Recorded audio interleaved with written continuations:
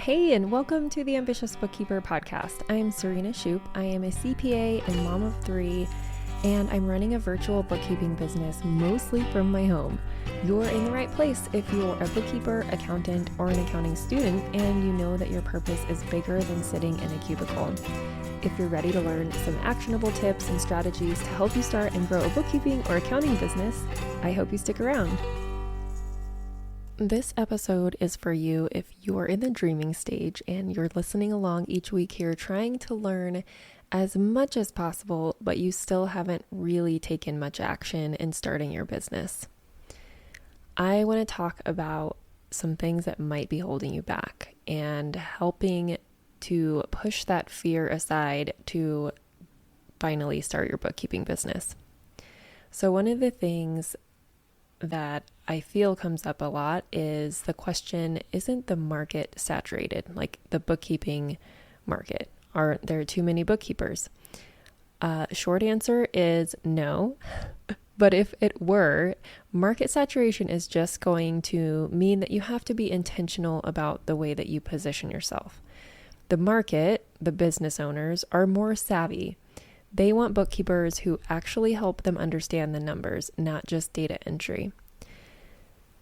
Okay, the next question I see a lot is, can you make enough money to quit your job? Yes, I've actually created a quit my job calculator for my BBA students, and every situation is a little different, but I can tell you that to replace a $50,000 salary with benefits is more than feasible if you price correctly. Now, this kind of goes back to the last question about the market being savvy and not wanting just data entry bookkeepers. Well, you've got to price accordingly. So there are businesses who are willing and able to pay for a bookkeeper who knows what they're doing and that can actually help them move their business forward. Which brings us to, am I too inexperienced? Will I know what to do with the clients once I land them? This is something that I also help with inside of BBA, but also if you have your accounting degree or experience working as a bookkeeper in a business, chances are you know what needs to be done. I'm no stranger to feeling this. I felt this a lot when I started thinking about going out on my own. And even when I finally did and I was looking for clients, every time I, applied to a new job on Upwork or was about to meet with a new potential client on a discovery call, I always had that nagging like, oh my gosh, do I actually even know what I'm doing? I've got major imposter syndrome, all of that. Even with 12 years of corporate experience, it's not something that is going to really go away at the beginning. Now, a few years in, I don't really have that. I was just looking at my calendar and saw that I have a discovery call coming up next week. And I'm like, dang, I remember what it felt like to be like super nervous about this, but I'm excited. I love getting on discovery calls now. I love meeting new business owners, whether or not I can help them. And it just gives me more area to practice my sales skills. So don't worry, I can get you there too. But 9 out of 10 times when you feel like you don't know what you're doing, it's because you're missing information from the client. And I know I've talked about this before, but I sometimes come across that too, where I'm like, do I even know what I'm doing? And it turns out I do know what I'm doing, but I'm missing a crucial piece of information, like maybe a bank statement or, information about a loan that the client has. And the recipe to deal with that is to just ask more questions. Okay, the next one is, what if I don't want to do insert whatever service here, AP, AR, tax, whatever? My answer to you is then don't. You don't have to offer services that don't light you up, that you don't enjoy. I'm assuming that if you want to open a bookkeeping business, that you actually do like some of the accounting work. You don't have to like all of it. There's going to be some things that you have to do that you may not enjoy, but for the most part, I'm assuming you enjoy a little bit of bookkeeping. But yeah, you don't have to offer accounts payable. You don't have to offer AR or collections. you can set parameters where those things your client either has done in-house or they do themselves. As far as tax goes, no, you do not have to offer tax. If you have your CPA license, if you don't, either way, if you don't enjoy it, don't do it. It's your business. Next, am I cut out for entrepreneurship? Honestly, I ask myself this daily, but I'm still here because the alternative is corporate and I've already made a deal with myself not to go back. So you do have to be okay with some risk for the reward, and the reward is owning your time, getting to take off when you want, not having to ask for permission. I mean, there's just a whole slew of benefits and rewards for owning your own business. It isn't for everyone, so go back to last week's episode and listen to the major differences and shifts you're going to have to make as an entrepreneur. There's times when it's hard, and but also like there's times when corporate life is really hard too. So it's like pick your heart, right? Okay. Fear that you don't know enough to run your own bookkeeping business. Now, this is a little bit different than like, do I know enough to help my clients? But do you know enough to actually own running a business? There's probably a lot that you know better than most people going into running your own business, since you do have an accounting background. Again, I'm making that assumption that most of my listeners here are accounting students, bookkeepers, CPAs, people working in corporate. But you don't have to know everything possible about running a business. One thing I found is the more that I learn, the more I realize that I don't actually know. So there's a lot of trial and error, okay? You've got to be willing to make those mistakes and move past them and grow from them. Okay, another one is, am I too young or too old, right? What matters is experience here, not age. If you're willing to do what it takes to bring your best to serving the clients, then why even think about how old you are, or how young you are? I mean, if you're battling with that here, you're probably already battling with that in your corporate or your 9-to-5 job. I know I did. I always was like, I'm too young to like be a controller. I'm too young because I was always the youngest person in my department. And every job that I had, I was the youngest person.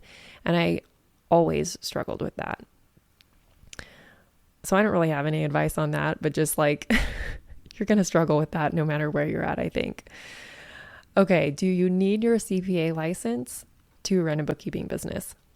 I'm actually going to do a whole episode on this because I have a lot to say about it, but a short answer is no, you don't need a CPA license to run your bookkeeping business. Next week, I'm going to go into, or, in a future episode, I don't know when, I might record it next week, but I don't know when it's going to air. I'm going to go into like my whole, what I think about, having a CPA license versus not, and how to help you make the decision on whether or not you should get one. Maybe another fear or issue that you have that's holding you back, not speaking from experience or anything, but maybe you don't feel like you're a math whiz. I am totally not a math guru. I can't really do math in my head. I use my fingers to count, but I can operate a 10 key like nobody's business, and I can fiddle with Excel, and I can use bookkeeping software, and I'm really good with strategy. So I say like having really good math skills is not, it's like adding and subtracting, okay? Like, and we use calculators. The numbers are too big to do in your head anyways, at least for me. So if that's you, solidarity there.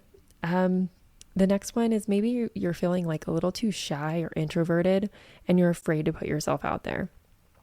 This was a big one for me. I've talked about it before. I'm going to continue to talk about this.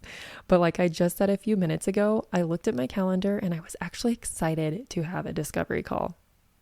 How crazy is that? Like putting myself out there and doing sales calls was one of the biggest reasons why I was like, I can't go out on my own. I can't get my own clients. Like I'm used to being behind the scenes, behind my computer, in my cubicle, in my office, crunching numbers, telling people what the numbers mean from behind my desk, okay? But now, like, I just really enjoy it. It's super fun meeting new business owners, asking them questions about their businesses, jamming out on strategy. So those are some of the big ones that I see. Maybe you're relating to one or two of these things that are holding you back. I would love to invite you to join the Bookkeeping Biz workshops, which at the time of this airing, we are open for registration. We do this about 3 times a year. So if you're if you're listening to this later on, you can still go to the same website. It's bkworkshops.online. If we're not open for registration, you will be asked to put in your information for the wait list. And I always give a special little treat to anyone who's on the wait list when we do open for registration. But anywho, we are open for registration right now. They start August 22nd and run through August 26th. It's a 1-hour workshop every evening, 2 p.m. Pacific, 5 p.m. Eastern. And what we're going to do is the first day, we're going to talk about what it actually takes to run a bookkeeping business. The second day is all about the tech. So I know, people really struggle with analysis paralysis and figuring out what tech they should use. I'm breaking that all down for you, helping you make the decision. So that's not an excuse anymore. On day 3, we're going to talk about building a business and not a job. So we're going to go over some big things like finding the right clients so that you enjoy the work that you're doing. And day 4 is our bonus masterclass, where I actually delve into teaching you how to sell without the sleaze, without you feeling sleazy, without it feeling like inauthentic and all that good stuff. And then on the Friday, I actually open it up for Q&A. And I'm an open book. So if you've been in my world for a while, you can DM me on Instagram, I will answer you. In the workshops, it's even better because you can ask really pointed questions. You can ask my experience on anything. And if I have experience with it, I will say I'll tell you what my experience is with whatever you're asking. So that's the deal. The workshops are open for registration. I'd love it if you join, if you resonated with this episode and you have some fears that you'd like to push aside.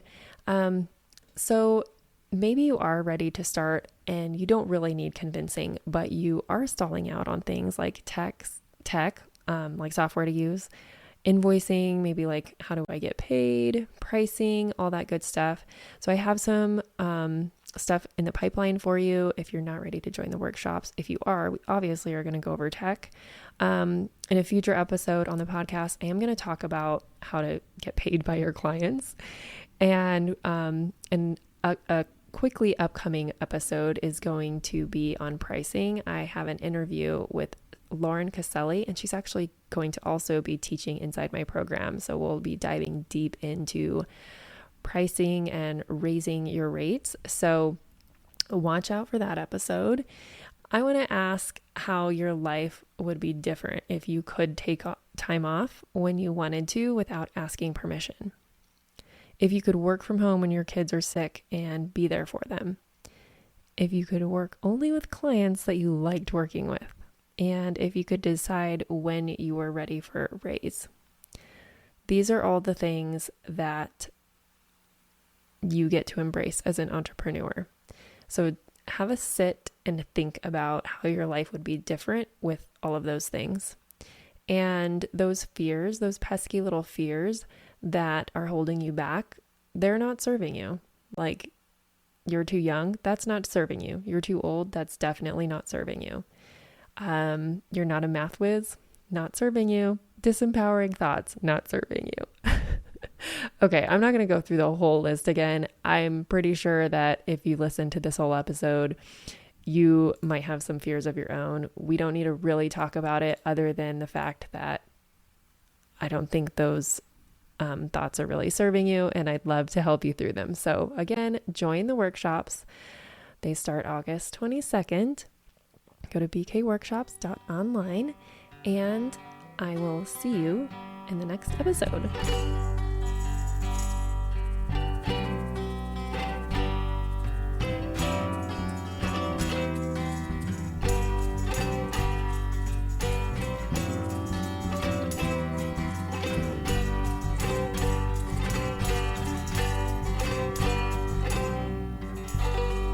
Be ambitious.